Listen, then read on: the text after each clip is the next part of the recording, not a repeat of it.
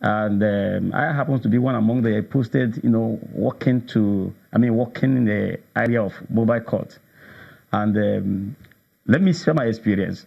Right there in the mobile court, I discovered that, because I know mobile court is set up for traffic offenses, but I discovered there that it is purely the marginalized, the indigent that are directly affected.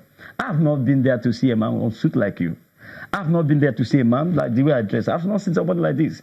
I only see people, truck pushers, hawkers, and I remember where I was coming from. I was once a hawker.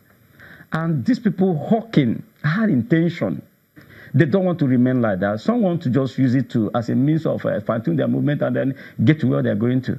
And there you see them being dumped there. They don't even allow, according to the law, if police arrest you, you should be allowed to call your people. You should be allowed to have access to a lawyer. You should be allowed to communicate to someone who will come to your aid. But these people, they were denied that. And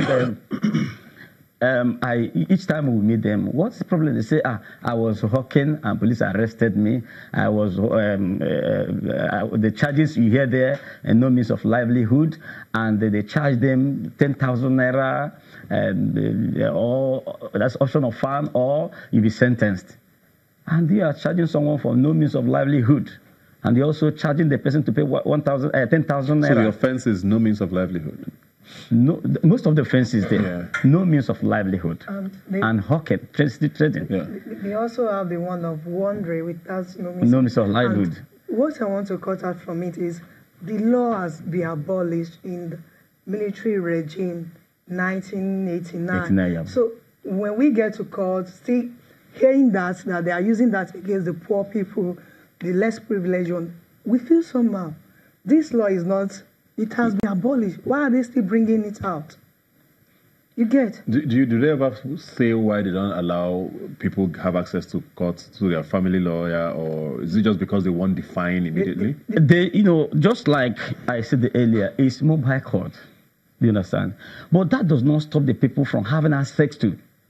That's why I said it is as if they set up this mobile court just to victimize the poor ones. And you can imagine sometimes when they get you, if maybe help come from anywhere, they will ask you, retire back to your state. You can imagine where we are deporting our own people from denying them their rights. Go back to your village. We don't want to see you again. Some even they will persuade them to ride on a taken. Because if we see you here again, we'll make sure you go to prison. Yeah. So I think... Thank you, Mr. Nicholas. I think from here, I have this balling thing in me, which I also want to pull up. In terms of asking the poor ones to sign, those suspects at the mobile court level, asking them to sign, I also have a witness of that. And after the process, I was asking myself a question, which I would also like to share in this panel.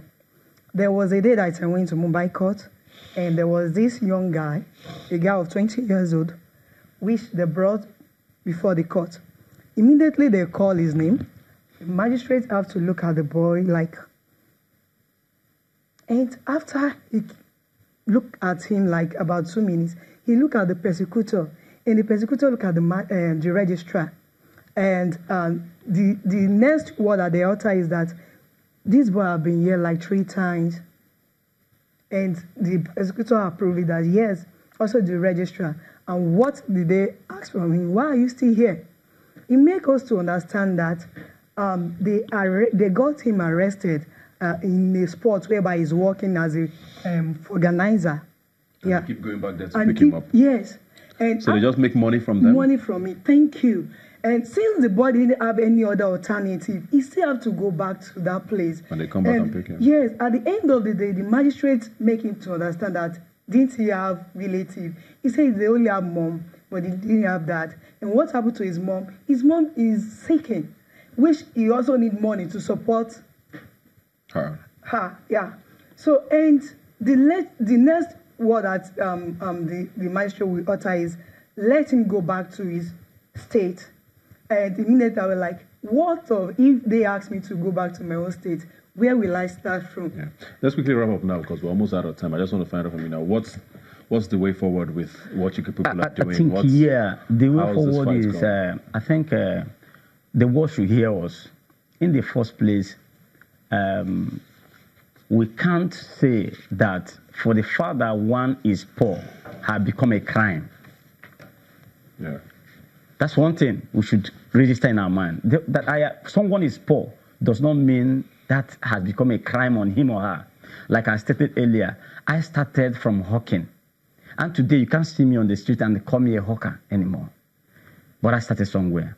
So I am saying that government should look into this properly because we are trying to build a city, an inclusive city. For everybody. For everybody. Where the poor and the rich could come together and have a common life. All right. So I think government, especially Lagos State government, should look into this very properly and know that you can't detach the poor. If you try to detach them, even if you're a victim here, you have created another room somewhere. They can't just leave. They will go to another place and then start another settlement.